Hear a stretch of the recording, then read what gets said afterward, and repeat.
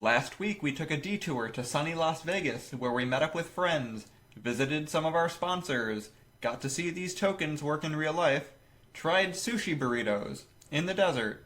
Yep, sushi in the middle of the desert. But that's not why we went. We went to play Magic. With a Legacy Grand Prix ongoing, and going, and going, we still couldn't get our fill, going late into the night, past some people's bedtimes apparently, but then back at it the next day, telling our stories and making memories. There's more to Grand Prix than just Magic though, and you have to remember to enjoy the sights and make friends along the way, and exploring in Vegas means casinos and waiting 2.5 hours for a reservation. Some things never change though, and I still kick Julian's ass at Mario Kart. This is the Legacy Premier League, back at it for our semi-final rounds.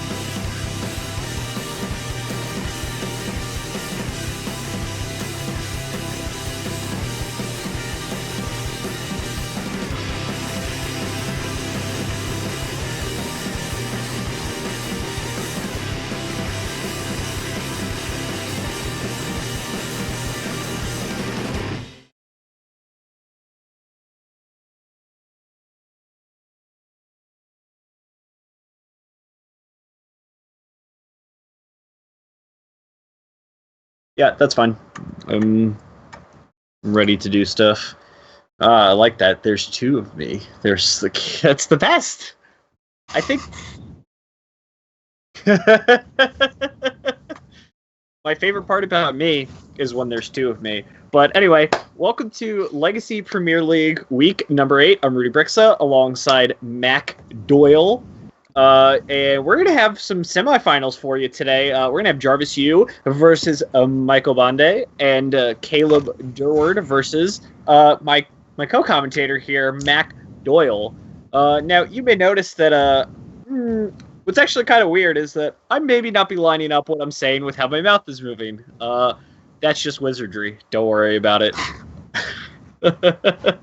But anyway, we got some pretty interesting matchups here. We're going to see who's going to be playing against each other in the finals. And these are some 4 competitors who have drudged through the weeks. And and we've had some pretty interesting decks. But we're going to go ahead and look at Jarvis Yu's deck first. And this is pretty interesting, but kind of standard. And this is kind of like a Grixis Delver list that he's played before in the past, but really the big difference here is Tombstalker over Gurmag Angler, and the main deck Snapcaster Mage is going to be the real two differences here between what Jarvis normally plays when he plays some Grixis Delver. What do you think about this deck, Mac? I think it's a good choice. I've heard several players talk about how they think Grixis Delver is the de facto best deck in the format after Miracles got banned. And I like his list a lot. Tombstalker, I really like over Gurmag Angler, being able to block opposing Delver of Secrets or fly over like Tarmogoyf and things like that, I think has a lot of utility. And then Yeah, I like that a lot. Like, if we look at a lot of the fair decks, especially a lot of the fair decks that have been cropping up recently, almost all of them really seem to be really good at gumming up the ground. Cards like Tarmogoyf, cards like Young Pyromancer are going to be really good at holding the ground and keeping things there. Tombstalker is a really nice way for Jarvis to kind of get around anything that's stuck on the ground. And one of the best parts about these semifinals, if people don't know what's going on, here's how it's going to work. Players are going to have 3 different deck choices, and it's going to be King of the Hill style. So if Jarvis here wins with Grixis Delver, he has to continually play Grixis Delver until he loses. But if he loses with Grixis Delver, he has to switch to one of his other 2 decks. Neither player knows what anything is going on, so they don't know. Jarvis doesn't know what Michael's playing. Michael doesn't know what Jarvis is playing. So this is going to be like a little more interesting than our previous weeks, where deck lists were kind of known, and that kind of gave you an edge on how you want to mulligan or whatnot. And Michael Bonde here, playing a really interesting deck in lands. Now, if you knew that there was going to be lands in this tournament, Michael Bonde is not the person that you'd really be connecting to lands. It'd probably be Grand Prix winner Jarvis. Yeah, kind of ironic that it cropped up like this. Right.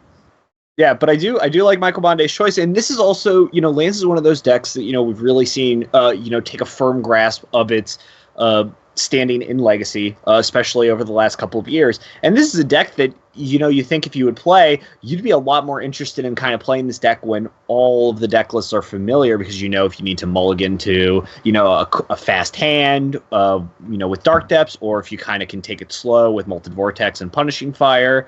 But we do see that this is like a mostly standard list, except there's a couple of different key points here. Now, there's only 2 Punishing Fire in Michael's list. He does have 1 Molten Vortex in place of the 3rd Punishing Fire, but generally we see 3 to 4 Punishing Fire in all of these deck lists, and this is definitely a really interesting take on how Michael Bonde has decided he wants to kind of play around what's going on here. He does have a main deck Ancient Tomb. He does have a main deck Caracas. Those are kind of the 2 main deck interesting points as well. It looks like he's kind of built for speed in the early game with Ancient Tomb, but he's kind of prepared for Reanimator. That's why we see Caracas, and he's also prepared for a Bloodmoon deck. That's why we're going to see a card like Molten Vortex.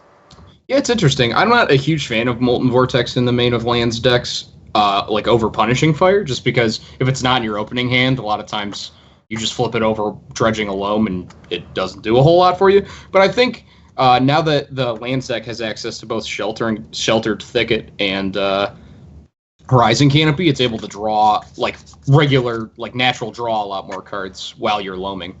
And, apparently, this is Jody Keith's list from the top 4 of the last Grand Prix. Oh yeah, that makes a lot of sense. So that is definitely interesting. It looks like Michael Bonde might have taken some time to to talk to Jody about the deck. Yeah, talk to Jody about the deck. So I'm not super surprised on that point. If that is where he decided to do, might have gotten some tips and tricks from the quote unquote lands master here. But let's see what. So in case anyone hasn't figured out, my camera is not here where I am right now. So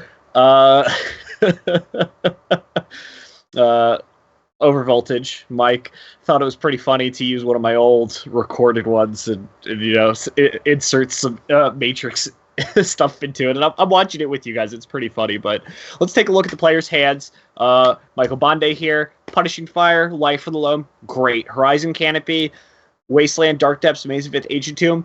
The rest of the hand, maybe not too good. Pretty weak to a card like Wasteland here, which, Michael Bonde has to be aware of. But this also, it certainly isn't the worst hand that I could see Michael Bonde keeping. Yeah. On the other side, Jarvis Hughes' hand, not good. Not good. I think his hand is fine. Any hand that has turn 1 Deathrite Shaman and the Grixis Delver. His opening 7. Yeah, for sure. Absolutely. But yeah, turn 1 Deathrite Shaman here is going to be pretty good. Jarvis does have to be a little concerned. Grim Lavamancer Double Bolt, not going to be very good here. So that is... But, Jarvis doesn't know that going in, though, because he doesn't know what Michael Bond's playing. Right. So being kind of unaware, the hand's a little bit worse for his side. But we do see that Michael did keep, so he's going to go ahead. Flooded Strand's going to go bring Jarvis down to 19 for an Underground Sea. Underground Sea is going to put Deathrite Shaman into play. We're going to see a pass to Michael Bonde, who's going to draw Ghost Quarter off the top. Now, Mac, I have to ask you, how familiar are you with this lands deck? Not terribly familiar. I'm not sure what the first land I would play in this hand is either. Whether... Wasteland, snap Wastelanding an opponent who has Deathrite Shaman in play is the right call, or whether you want to build up mana to cast Punishing Fire to get the Deathrite Shaman off the table. Yeah, and it looks like that Michael Bonde, and this is one of the interesting parts, right? Because you would think that a deck like lands, that's playing 30-some-odd lands, would, not really run into a lot of troubles. But but with a deck like this, we're going to see a lot of Michael Bonde is going to have a lot of cards that don't really cast some of his spells here. And Ghost Quarter off the top is just another in the long line of spells that is really going to prevent him, force him to kind of play a little bit differently. And I think that's why we're going to see him lead off with the Ancient Tomb. I also really like the lead off with Ancient Tomb because if he draws a red source, he can Punishing Fire the Deathrite Shaman through a Daze, which is strong. It also means that Jarvis puts Michael Bonde on a different deck. A deck that leads Ancient Tomb is likely going to be playing Chalice of the Void, or it's like a Eldrazi style deck, is where clearly that's not what Michael Bonde's real gameplay is. Right, and this Misty Rainforest off the top is probably going to go ahead and give away here that Michael Bonde is playing lands here, and it looks like we're going to see this Punishing Fire kind of go after this Deathrite Shaman here. Ancient Tomb is great because it lets Michael Bonde play around Daze here, but what he doesn't know is Jarvis has 2, and he's ready. Yeah, it's very good, and with Michael not having access to Grove right now, it means that Michael's pretty much out of interaction until he starts loaming. Yeah, it's definitely going to be tough here because even though he has he has Life of the Loam in his hand, without a Grove of the Burn Willows trying to buy back this Punishing Fire is going to be a little rough here. So let's see if we're going to get this Deathrite Shaman or this Delver of Secrets, picked up. But we're going to see this this Delver of Secrets flip off of Brainstorm. Deathrite Shaman is going to go ahead and eat Punishing Fire, and Michael Bonde's down to 12 now. Yeah, and it's frustrating too because Michael's going to have to set up a scenario where he has both Loam in his graveyard and the mana to crack Horizon Canopy in response to Deathrite Shaman eating it. Because without the Horizon Canopy in play, Michael's just going to cast the Loam and it's immediately going to get eaten. Right, and that's definitely going to be a problem here. I mean, 2, 4, 6, 8. I mean, for sure, just in his hand and with Deathrite Shaman on the field, Michael's in a little bit of trouble just on the field. Jarvis has enough damage with Deathrite Shaman to kind of put Michael Bonde out of range of being able to use that Ancient Tomb. But we are going to see another Delver of Secrets off the top be played. So it is going to be a pretty good spot for Jarvis. But this Maze of Ith is going to do a pretty good job of kind of holding him off for a little while. Yeah, I don't know. It definitely slows Jarvis down, but at the same time, Jarvis is so far ahead on board. And when the lands deck doesn't have one of the enablers like Exploration or Mana Bond, it's very easy for it to fall behind against the tempo decks, particularly if Jarvis brainstorms into a Wasteland next turn or some other type of interaction. I'm not sure Bond is going to be able to hold off the Delvers plus Deathrite Shaman. Yeah, it's definitely starting to get a little bit of problematic, but we do see Wasteland here is going to go ahead during the end step and go after this Underground Sea here, and we'll see how Jarvis really wants to respond, and he's going to go ahead and respond with a Brainstorm here. He's going to find himself a Snapcaster Mage, Volcanic Isle, and Gitaxian Probe. Not going to be too surprised here. We're definitely going to see that second Delver flip. Yeah, and I really like the aggressive Brainstorm there too. Against the lands deck, you just can't give it time to set up. Like, lands is the control deck in this match, and if given enough time to find an Exploration or like another Punishing Fire to get that Deathrite off the board, it can really start its engine going, and that's where Delver gets put in a tough spot. So Jarvis is really, really tempted to just end the game as quickly as possible, and the aggressive Brainstorm there, I think, is just right in that game plan.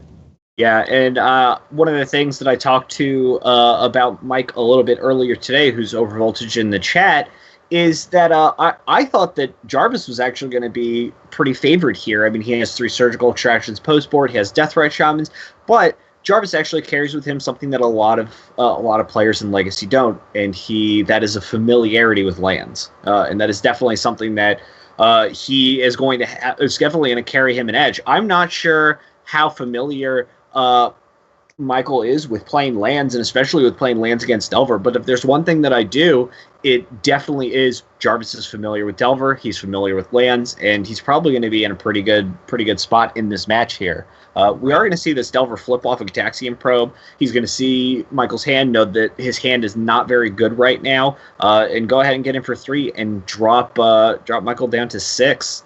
And it's going to put him in a pretty good spot, especially with Snapcaster Mage. Yeah, I'm not even sure what Michael can do. Ooh, Punishing Fire off the top definitely does make it interesting. But with Michael's Grove being able to buy it back might be good, except for the fact that the only way he can cast Punishing Fire and then buy it back is with the Ancient Tomb, and that Yes. and you don't want to be Ancient Tombing when your opponent's got 2 Flip Delvers in play. No, especially not. This is definitely going to be a pretty tough decision for Michael Bonde, but we're very likely here to see this Punishing Fire go towards the face of one of these Delvers. And hope the Mazavith is good enough to give him a little bit of time here. But during the end step, we're going to see this Deathrite Shaman go ahead, eat a creature. Snapcaster Mage is going to fly into play, and we're going to see a Lightning Bolt go directly to Michael's face. Yeah, I think this might just be the end of the game here, even with the Punishing Fire to take out a Delver. Snapcaster being a Lightning Bolt and an additional attacker on the board just represents lethal. Yep, and we are going to see Snapcaster Mage plus Deathrite Shaman is 1 plus 2, which is equal to 3, which is the life total that Michael's at, and that is going to go ahead and wrap up game number 1 to Jarvis on Grixis Delver. Now let's go to sideboarding and let's see how they're going to board. And I think for the most part, Jarvis, has like a pretty obvious boarding in. He's going to board out maybe some cards like Fork Bolt, maybe a couple of things like Cabal Therapy, and we're going to see cards like Ancient Grudge and Surgical Extraction kind of hit the board. It's also possible that we see him board in Jace too. Yeah, I like Jace in this match. Without Punishing Fire, or if Punishing Fire gets Surgical Extracted, Lance does not have many good ways to interact with Jace. It's interesting too because Lands normally plans to win game 1s against these types of tempo decks because they have a totally different axis of attack. And normally the Delver decks get a lot better post-board against the land-style decks. I'm interested to see how Drop of Honey performs. It looks like Michael's boarded that card in, and I don't know that I've ever seen Drop of Honey in play in Legacy. Yeah, if viewers are unfamiliar with with Drop of Honey, you actually do a lot of people actually are pretty familiar with this card, and I think a lot of people don't really realize that, and that's because the time shifted variant, and that is Periphery Nodes. I guess the time shifted or color shifted variant is really what you're looking for. Drop of Honey is basically the same exact card as Periphery Nodes, but it's green instead, and green, a little bit easier to cast in the land strategy, so we're definitely going to see some of those cards go in. I also wouldn't be surprised to see Tireless Tracker come in as well. We do know that Jarvis is going to be boarding in Surgical Extraction in some amount, right? As a land deck, you have to know that you're going to be weak to that. Cards like Punishing Fire, cards from Life of the Loam, cards like Dark Depths, Wastelander, all cards that, as a Delver player, you kind of don't want to see. Right. And now that you have a card like Tireless Tracker is really good at getting real big, and the only card that Jarvis really has to kind of deal with a tracker is True Name Nemesis, and being on blocking duty is not really where you want to be. That's true. It's interesting though. I saw Jarvis boarded in both Diabolic Edicts, which is good against both the Merit Lage plan and the Tireless Tracker plan. So, interested to see. It looks like Yeah, I really like both players' hands here. Michael Bonde's Exploration, Pithy Needle, Wasteland, Ghost Quarter, Mazavith, Crop Rotation. That's going to be a pretty solid hand.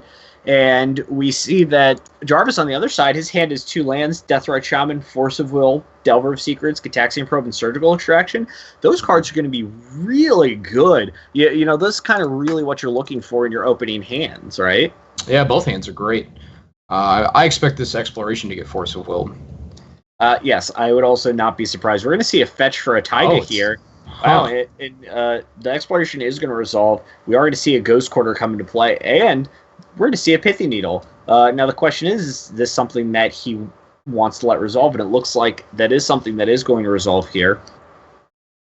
Yeah, I expect Jarvis didn't Force of Will the Exploration, because Exploration's only really good if you have the Loam Engine going, and Jarvis in hand has Surgical Extraction to prevent the Loam Engine from being online. So I don't think he probably views the Exploration as quite as big of a threat with the answer to Loam in hand. We are going to see Pithy Needle go ahead and name Deathrite Shaman, and that is going to be a pretty good name for him. And a second Surgical off the top means that that Jarvis here is going to have a lot of protection here against any graveyard shenanigans from Michael Bonde. We're going to see Underground Sea Delver of Secrets go ahead and hit the field. Michael is going to go ahead and play Wasteland Delver, and then play Mazavith as his second land. And, Crop Rotation is a pretty solid card here, but we're very unlikely to see, Michael just spew it off, especially in this scenario. Yeah, definitely. This game is looking like it's going to go much slower than the previous game. Jarvis's start is it's not necessarily bad because he's able to prevent a lot of the long game actions that Michael Bonde is going to try to do. But I think this game is going to go a lot longer with Deathrite Shaman being turned off and Mazavith to handle the Delver of Secrets. There's not a lot of pressure on Michael Bonde. He's got a lot of time to set up. Right, that's definitely the case here. And this is kind of, one of those weird scenarios, right? Because Michael Bonde has found his life alone, but he has to respect Surgical Extraction. So we're really going to see how he's going to play these next couple of turns, keeping in mind that Jarvis could just have a Surgical Extraction, and that could pretty much end his day pretty quickly here. But we're going to see this Delver of Secrets not flip. We are going to see a Snapcaster Mage revealed. That is definitely a card that Jarvis is going to want. He is going to Gataxian Probe. He's going to see Michael's hand of Crop Rotation Life from the Loam. And I'm probably likely to see this other Delver of Secrets that drawn off Gataxian Probe join the fray. Yeah, those are a great set of draws for Jarvis, finding 2 more threats off the top with Snapcaster's ability to buy back another Surgical Extraction against Bond. Like, a lot of Bond's long game plans are just shut down by Surgical. And so that combined with another body to just start putting a clock on him is going to be very good. Yeah, and we're going to see here that, Michael knows that he can't sit around and do nothing forever. And we're going to see this Life from him go ahead and target Sheltered Thicket, Wasteland, Windswept Heath. And we're going to see Jarvis actually respond here with a Surgical Extraction on Sheltered Thicket. That's really interesting. I suppose that's about, even though Michael is only playing 1 Sheltered Thicket, surgicaling it when you know it's going to get Life from the Loan back is about a 1-for-1 trade. Right. One of the other things to note here is if he does nail Sheltered Thicket, it means his Surgical Extraction, the second one, is much more likely to be able to nab the Life from the Loam. We know at some point in time, you have to consider that Jarvis really knows the lands matchup, and he knows that he wants to make sure that he doesn't get blown out, by like a Horizon Canopy or Sheltered Thicket. So we're going to go ahead here, and he's just going to go ahead and Surgical the Sheltered Thicket so he doesn't get blown out. He can force through the Surgical Extraction. Michael Bonde is, however, going to get a Wasteland and a Windswept Heath. So he's going to be at a pretty good spot. He's definitely getting close to kind of shutting Jarvis out here from being able to cast spells or being able to, put forth any damage. That's true. And with Jarvis with fetching and paying mana for Surgical Extraction, that leaves his Underground Sea open to Wasteland. Yeah, and what's really interesting here is there might be a small misstep by Michael Bonde here is he actually played both of his lands and then cast his Gamble here, making his Gamble a little bit worse when he has a card like Crop Rotation here. And wow, pretty interesting. We are going to see a Surgical Extraction on this Life from the Loam here to go ahead and tag out everything. That's really interesting. I suppose I'm not really sure. Well, I'm not really sure why Jarvis chose to Surgical right in that spot.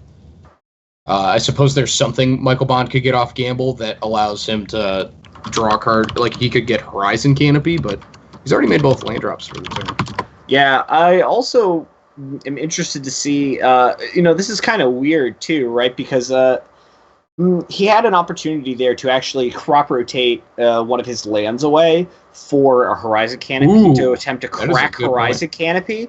But if Jarvis has Force of Will there, it's obviously a huge blowout. But I think that was I think that might have been Jarvis's plan, is to try and see if he could force Michael Bonde to use his Crop Rotation, and it looks like he didn't end up doing it at that point. But now, before this Gamble resolved, it looks like he might cast it anyway. But this is kind of interesting. What is he looking for is what I'm not sure.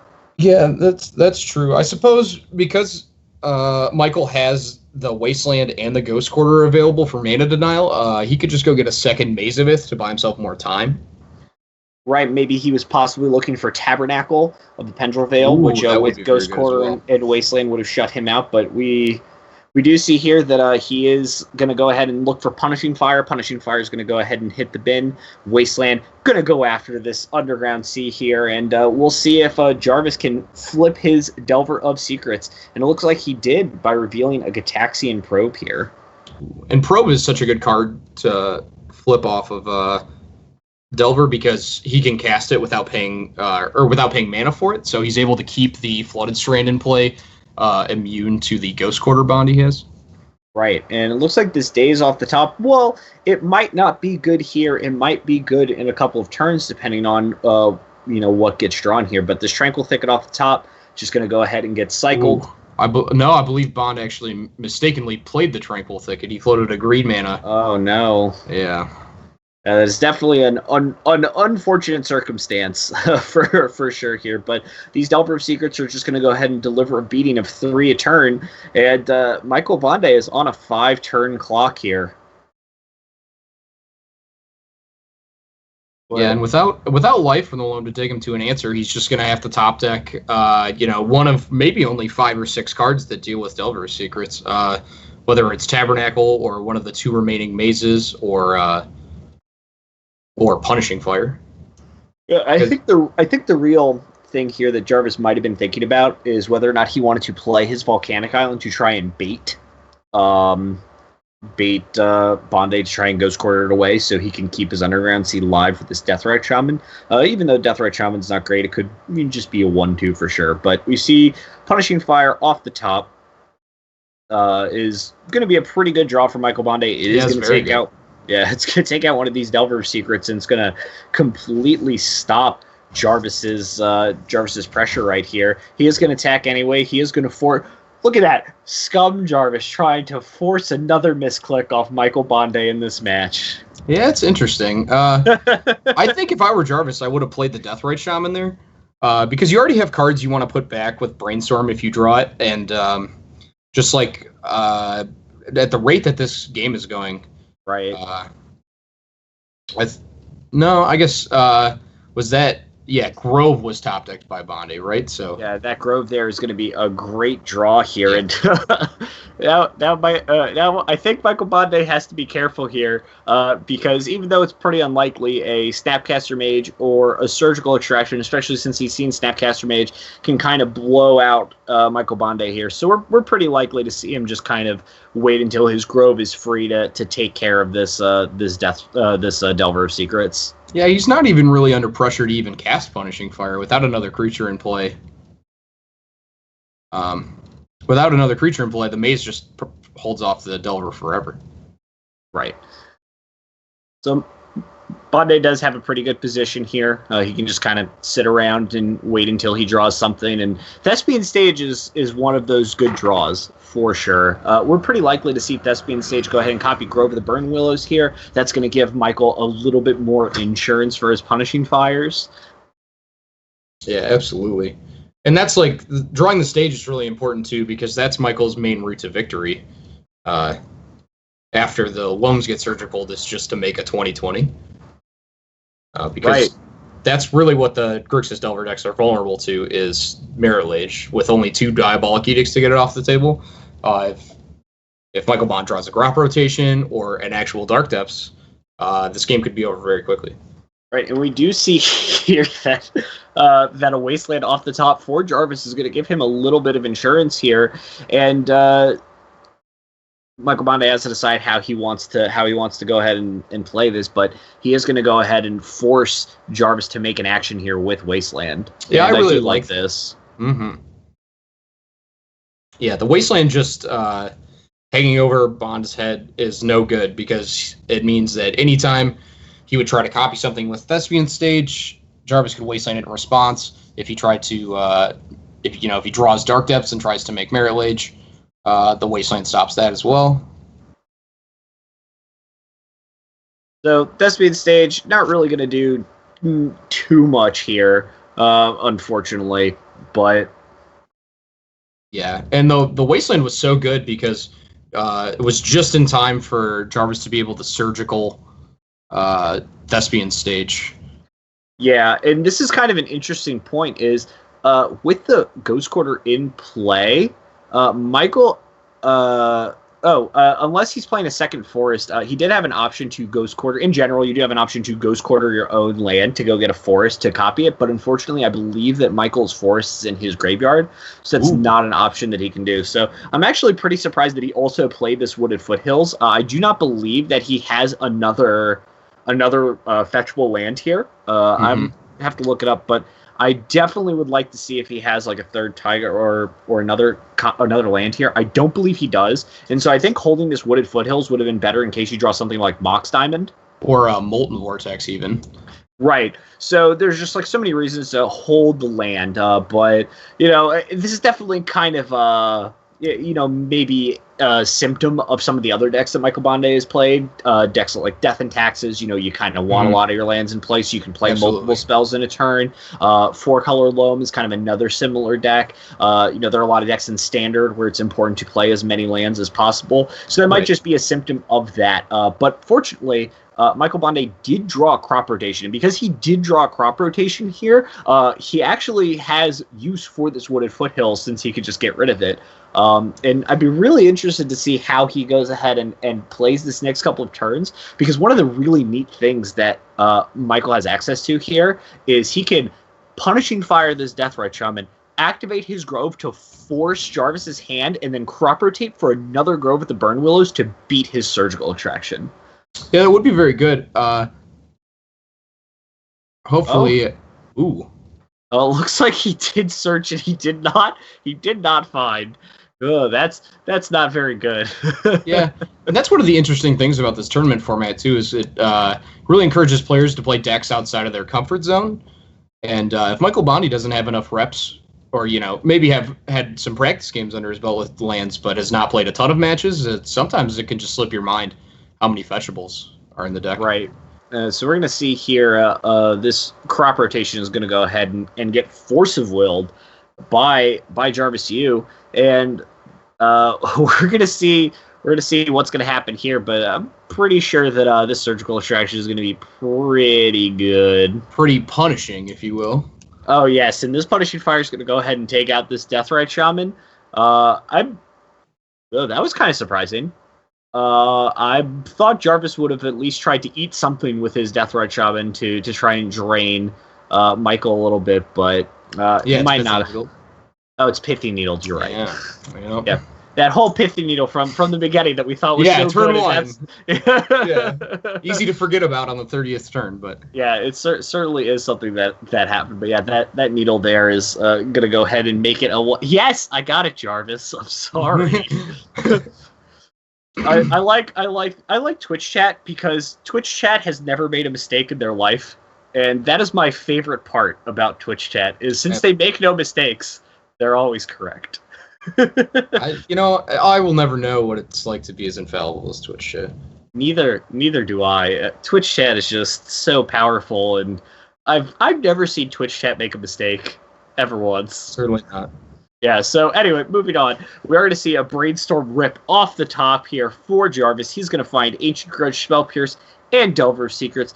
So that means he is going to have another threat in play with this Delver of Secrets, although obviously the Maze of Ith is preventing it from making any real impact. Yeah, we've talked a lot about Michael's game plan. I think Jarvis's game plan here is to try to find True Name Nemesis.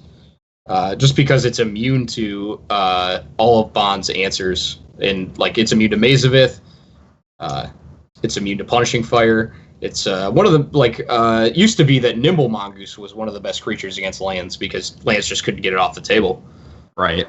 Yeah, I definitely remember that. The real only way to beat that kind of card was kind of like to Wasteland Tabernacle you out of the game. Exactly. Yeah, and we're going to see here, Tireless Tracker off the top is going to provide a little bit of value in getting a clue here, but Lightning Bolt from Jarvis is going to go ahead and take this Tireless Tracker out completely. Yeah. I like that.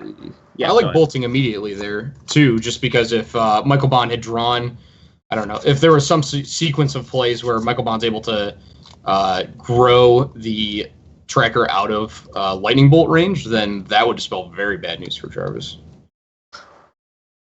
I'm loving my Matrix glitch on for my camera. Yeah. I don't know if you've seen it. Adds a nice aesthetic. It is. I'm pretty impressed too, because I told Mike about half an hour before it started that I didn't have a camera, so he was like, "No worries, I got you," and I was very concerned about what was going to happen here. But we are going to see this Ponder here go ahead and that's pretty unfortunate here. There was a small crash for game number 2. This was recorded yesterday during the time of Magic Online's problem, where people could not get back in. So we are gonna have to wait a little bit to see if we can force our way back in and see if we can rebuy on the second game here. But it's kind of awkward for sure. Man. Yep. Well, 15 minutes and a timed match out later. Perfect. I like... we get to see all of Overvoltage's Facebook and Twitter. See all of his information. Yeah, there were a lot of interesting lines there that could have happened in that game. I really would have liked to see the extent of that game and what would have ended up happening, but unfortunately we couldn't do that here. So we're going to kind of reset the game. We're going to go back to game 2. It is definitely unfortunate, but we're going to see these players re-sideboard. We're going to go back to game 2, and we're going to replay game 2 as though Jarvis won game 1 as well. Yeah. Interesting. Well, definitely unfortunate. Yeah, definitely unfortunate, but, strange things happen in real life, too. It's not necessarily just a moto thing where, Yeah, I've definitely been to an event where I started I've seen somebody start a match next to me. Then the judge came over and said, "Listen, it's pretty unfortunate for both of you, but your match specifically is getting repaired. Somebody's was incorrect. You are not supposed to be playing." Right. So they went and they reset, and both of these players reset. One of the players finished the match. The other player they came to had said, "It was very unfortunate. We have to repair your match a second time." Oh my gosh. So this poor guy got reset twice into 2 different matches, played the start of 2 different matches before he got into his real match, and then had to finish his third match. I don't know if they won or lost. Jeez. But I do remember that round being held up by something like 35 minutes almost. Oh wow. Yeah. I've also seen the scenario where people sit down across from the wrong opponent and then play an entire match of Magic, and then have to call a judge when they look at their match. They go to sign the match slip and realize that they've just played. Them and the people next to them have just played matches of Magic against the wrong people. Yeah, that's pretty insane here. But we do see Michael Bonde is going to have a pretty insane turn 1 here. He is going to have a Mox Diamond Exploration into Stage Depths and literally present on, literally can present the combo on turn 1 here. I love this play from Bonde. The play to hold Depths and Stage in hand, so that way turn 1 Wasteland from Jarvis isn't able to interact unless... of course, Jarvis has probe and is able to see what's going on. Yeah, and without this probe here, there's a good chance that Jarvis might have just played a Ponder and just been dead. But yeah, Michael Bonde did read it for the Wasteland, and Jarvis is going to have to play this Wasteland and pass here. And if Michael Bonde were to draw Ghost Quarter or Wasteland of his own, he actually could have ended the game on the spot here. But he is going to go ahead and play Stage. He's going to play his Depths. He's going to play his Barbarian Ring. No cards in hand. Pass back to Jarvis. Onus is on Jarvis. Can Jarvis pull this game out? That's the real question here. And we're going to see a Volcanic Island and a Ponder to see if he can. Yeah, I think Jarvis is strictly looking for a second Wasteland, which he did find. Because the second Wasteland means he's able to Wasteland Stage, and then in response to Michael activating Wasteland Stage again. Right, and one of the best cards that he actually found on top was a Surgical Extraction. So he's actually not only able to be able to have double waste up, He also has Surgical Extraction to beat Dark Depths and leave Michael Bonde with the only way to win being Barbarian Ring Recursion, Punishing Fire Recursion, or Tireless Tracker. And that has got to be a pretty good spot to be in. Especially as early as the third turn of the game. Right, and we do see here Diabolic Edict off the top, another powerful card for Jarvis to have. And, it's pretty hard for Michael Bonde to kind of put everything together when Jarvis is so clearly whitelisted over here. And I like this play from Jarvis, too, because he has the insurance policy of the Diabolic Edict. He doesn't have to snap play the second Wasteland. Instead, he could play the Delver to put a clock on Bonde. Yeah, and now the Delver of Secrets and this Barbarian Ring. Now, if people are unfamiliar with Barbarian Ring, you can tap it for red mana, you'll take damage, and then it has a Threshold ability, and the Threshold ability is red, tap your Barbarian Ring, sacrifice your Barbarian Ring, deal 2 damage. So that is an option that he has available to him here, and this is pretty interesting. I think we're on. Are we on Jarvis's upkeep here? That's what it looks like. Yeah, I think we're on Jarvis's upkeep here, and this is pretty heads up play by Jarvis because do you know what's on top of Jarvis's deck right now? Oh, absolutely, and it's so brutal that he gets to reveal it to Delver of Secrets. Yeah, this Delver of Secrets is just going to be brutal. Flipped off the Diabolic Edict. Diabolic Edict you, Wasteland you potentially to set you back even farther and get in for 3 damage here. And the next turn, there's a Surgical Extraction coming off the top to get rid of these Dark Depths here to kind of shut Michael Bonde off from being in a great position here. And so now the question is how does Michael Bonde get out of this? I don't know. It's really tough. Jarvis also has the option of just jamming True Name Nemesis next turn, which is like we talked about before, like a very difficult threat for lanes to deal with. And we talked about this in sideboarding a little bit. Like when Grixis Delver draws their sideboard cards against lands, the matchup just totally changes. Replacing dead cards like Forked Bolt and other like Fatal Push. For just these haymaker cards like Surgical is so good against lands. Yeah, True Name Nemesis joining the fray. And we're going to see in the draw step, Surgical Extraction is going to go after Thespian Sage. Jarvis knows he's in such a commanding position that it's really not likely for Jarvis for Michael to play Dark Depths and eat the counter off at just enough here. So he's going to go ahead and get rid of Thespian Sage, leave Michael with Dark Depths. Sure, buddy, if you wanted Dark Depths, you're more than free to. Right. But it looks like this race is not going to go in his favor by any stretch here, and we're pretty likely to see Jarvis kind of wrap this up. Yeah, it's a 3-turn clock on board, backed up by double Force of Will or Snapcaster Surgical Extraction. There's just Jarvis really has his bases covered in this match. Yeah, I got to say here, Jarvis is certainly whitelisted here. But yeah, I think Jarvis definitely explored his best options, and he found the right ones, and he really punished Michael a lot for sure. Yeah, absolutely. I like this play too. Actually, I think something players take for granted is that when they're way ahead in a game and very likely to win, they kind of turn it off a little and play sloppy. And I like this play from Jarvis, even though he's way ahead and has double force backup. Just like the proactive play of playing Snapcaster Mage, turning his 2-turn clock into a 1-turn clock, was just kind of a heads-up play. Although it doesn't it may not matter at all. It's important to play correctly even when you're way ahead. Yep, and we're going to see a draw for the Trinisphere off the top. Not going to be good enough here, and that is going to go ahead and wrap it up.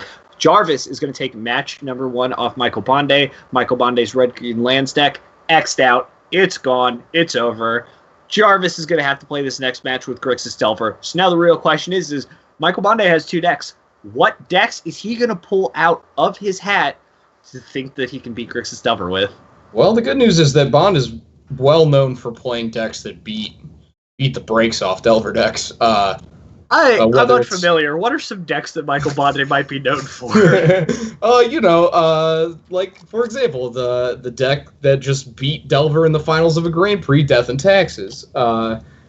He played Agrolome in one of the previous in the quarterfinals of this event. So, and those are both decks that are very strongly favored against Grixis. Yep, and I honestly would not be surprised. Michael Bonde is definitely a very strong Death and Taxes player. It is certainly one of the decks that he really enjoys playing. He's played for quite some time. He does have a lot of GP success with the deck. He's very familiar with the Grixis matchup, and he's also just familiar with Legacy in general. So I'd have to say that, he's probably in a pretty good position no matter what Jarvis has. And I would also not be surprised to see, to see him pull out Death and Taxes as one of his 3 decks.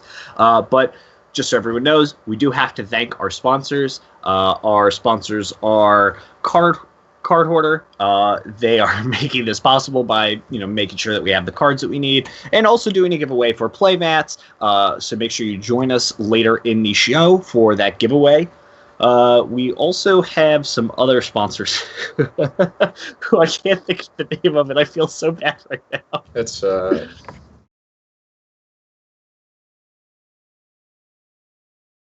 Cardamajigs, right? Yeah, it's Cardamajigs. Is one of them. They have a lot of great tokens, a lot of really neat tokens. Maybe we'll get a commercial run, and you can see. And also, Matt Pavlik also sponsors the stream, so we do have to give a big shout out to him. I do appreciate you guys. My memory is not what it used to be, so I do apologize that I forgot that.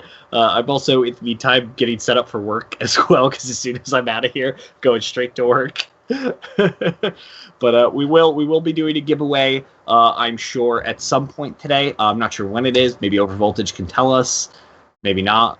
After round 2, we'll be doing our giveaway. It is rigged every single time.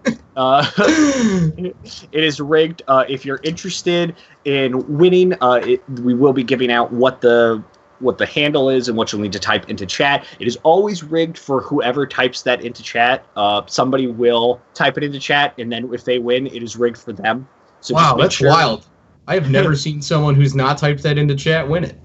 That's crazy. All right, Mike's going to do an animation for us.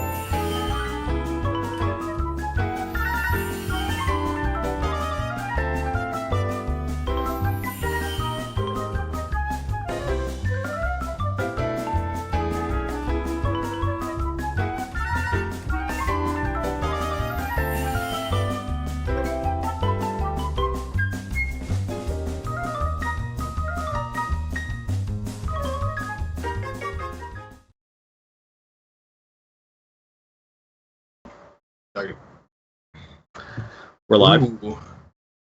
So this list is very interesting.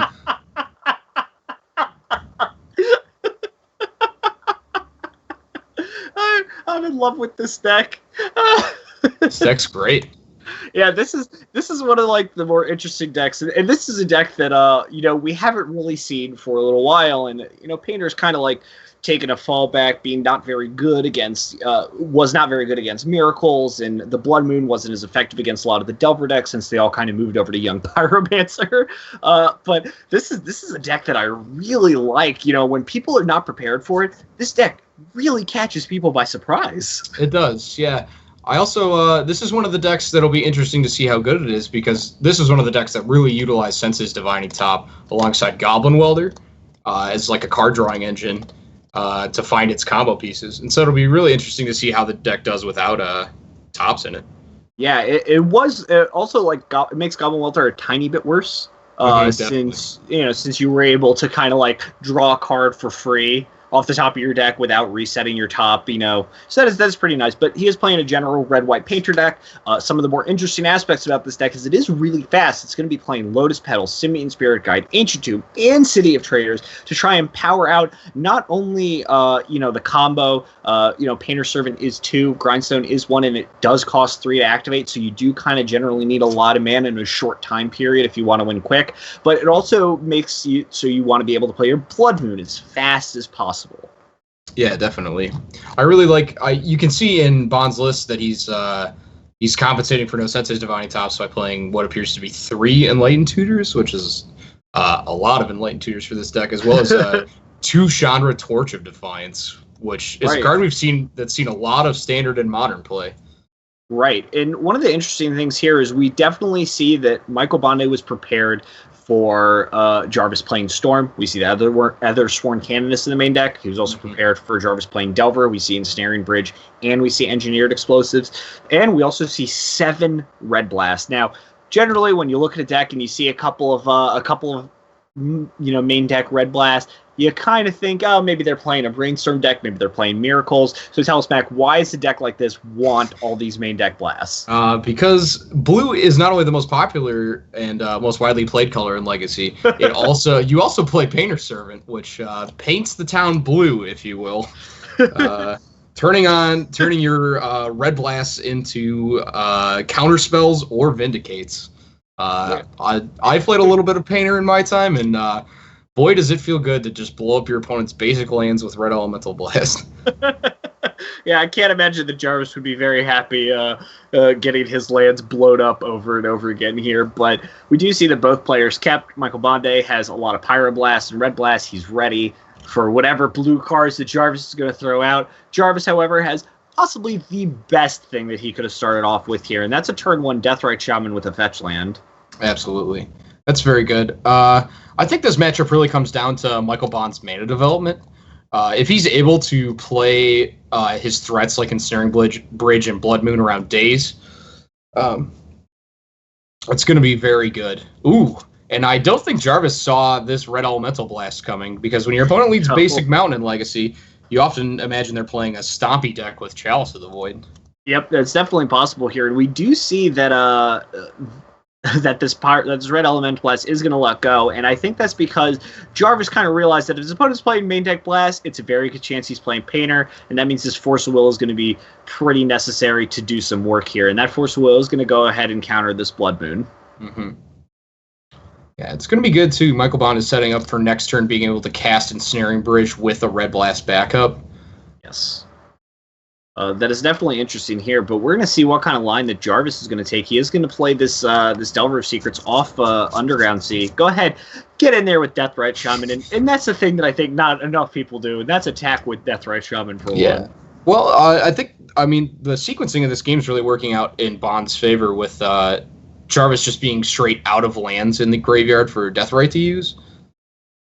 Really slowing down his development. Like, I'm sure Jarvis would have much preferred to play Young Pyromancer over Delver of Secrets that turn.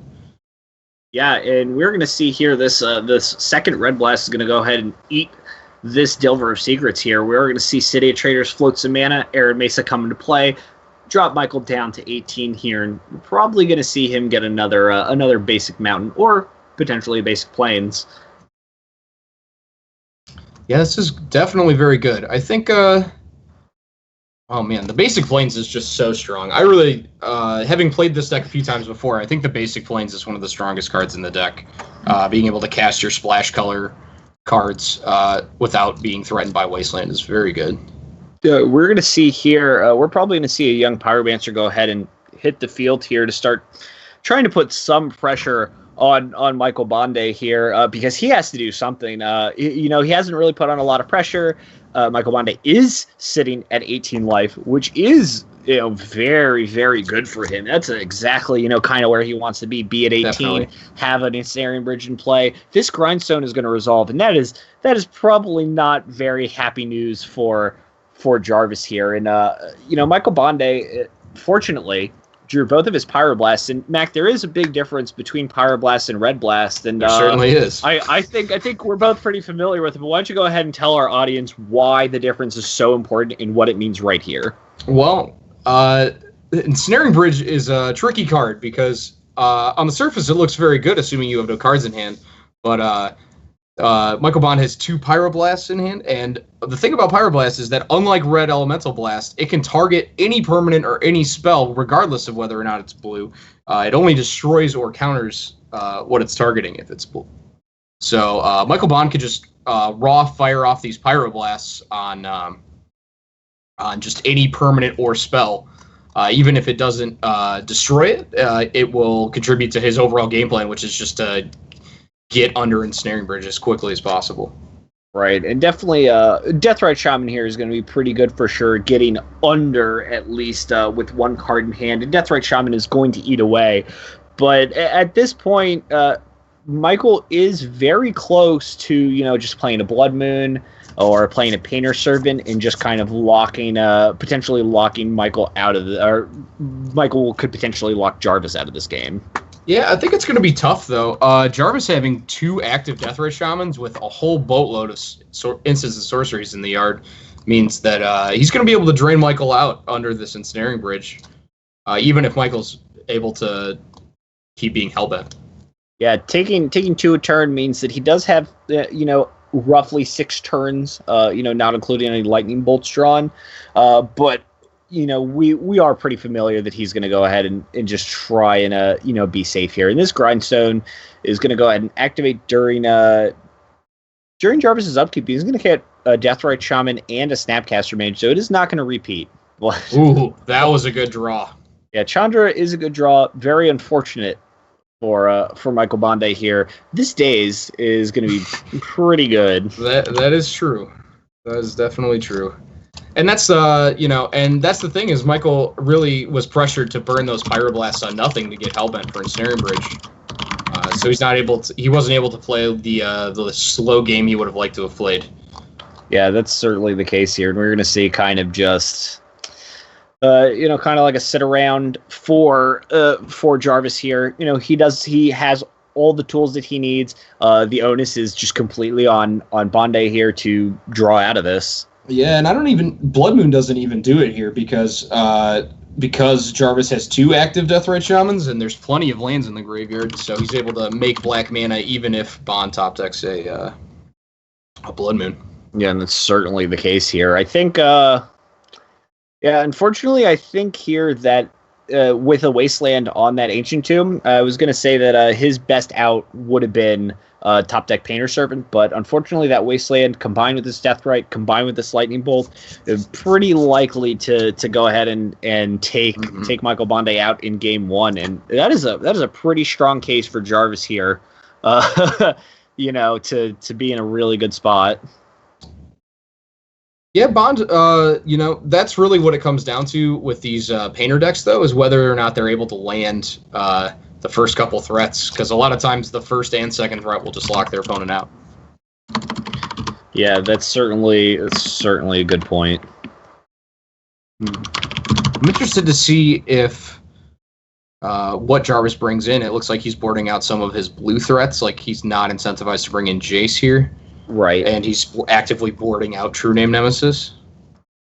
Yeah, but we are going to see here, Michael on the other side is playing kind of a slower game. We're going to see him board in a lot of removal, see Firebolts, potentially see Sudden Shock. Yeah. And we're definitely going to see a card like Rest in Peace come in, since Rest in Peace is just so devastating for Deathrite Shaman at a minimum. Definitely. And I really like one of the newer cards that Painter has access to now is Fiery Confluence. That card is very good against the Young Pyromancer plan, which is Jarvis's best way to win under a Blood Moon.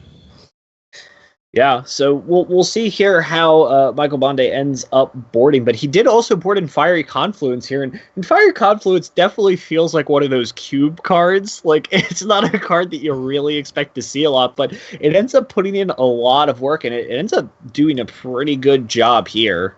Yeah, it does. It serves multiple purposes for the Painter deck, too, because not only is it able to wipe the board of creatures, it's also able to destroy opposing Pithing Needles, which can be a big barrier to winning with your combo.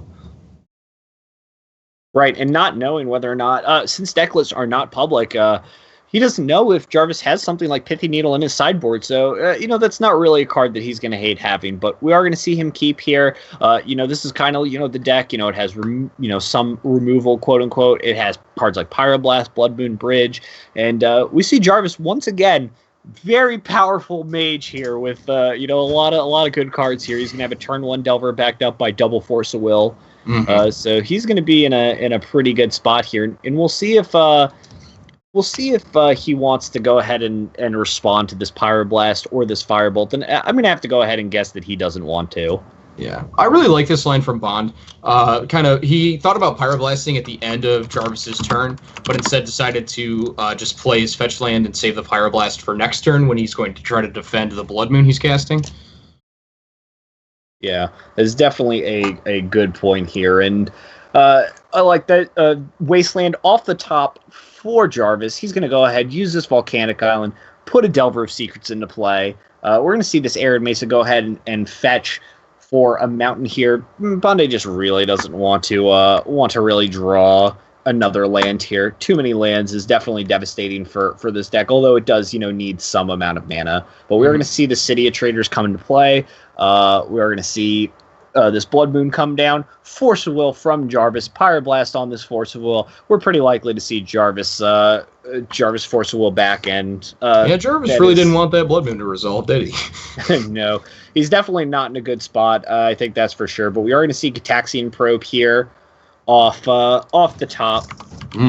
Flipping this Delver. Gitaxian Probe's going to go ahead and reveal Jarvis's before Jarvis is going to reveal Michael's hand of Mountain Ensnaring Bridge Chandra, Torch of Defiance. Oh my god, the Wasteland into Daze is going to be so effective. Wow, just so brutal here from Jarvis. Oh man, yeah. The Wasteland. Luckily, Michael does draw the 4th mana to cast Chandra next turn, but this Delver's just going to keep punching away. And if Jarvis draws another piece of interaction, Michael's really out of gas. Yeah, this is definitely pretty unfortunate here. This Delver is going to go ahead and crack in, draw Michael down to 13. We're going to see this plateau come into play. Chandra hit the field. Does Jarvis have anything? He didn't draw anything. This nope. Chandra Torch of Defiance, if I have to guess, it's going to minus and get rid of this Delver of Secrets. Oh, absolutely. Yeah. So Chandra Torch of Defiance, one of those really interesting cards. I remember when it got spoiled, everybody kind of likened it to Jace the Mind Sculptor. It has a lot of different abilities. And, definitely is a pretty powerful card in this setup, especially when Jarvis, really doesn't have a lot going on here, but we're going to go ahead and see this Ensnaring Bridge come down. And that's really interesting. Bonde chose to +2 reveal a card to cast rather than to make mana with Chandra, because I think the line where you plus Chandra to make mana and cast Impure Recruiter into Painter, I think using Chandra to develop your board rather than to draw more spells here is probably better, just because you get to because you can't draw lands off of Chandra. So, and Jarvis or Bonde already has like several very good spells in his hand. Yeah, that's definitely a good point here for sure. I'm pretty interested. What my guess here is that Michael knows he's in a good position, so I think his goal is to end the game as fast as humanly possible. Oh, okay, that makes sense. So I think if his game is to just end it as fast as possible, dealing 2 damage to Jarvis puts him on an immediate clock. And in the meantime, if he finds something like Blood Moon and Jarvis doesn't have an answer, it's just over. Right, for sure. And we are going to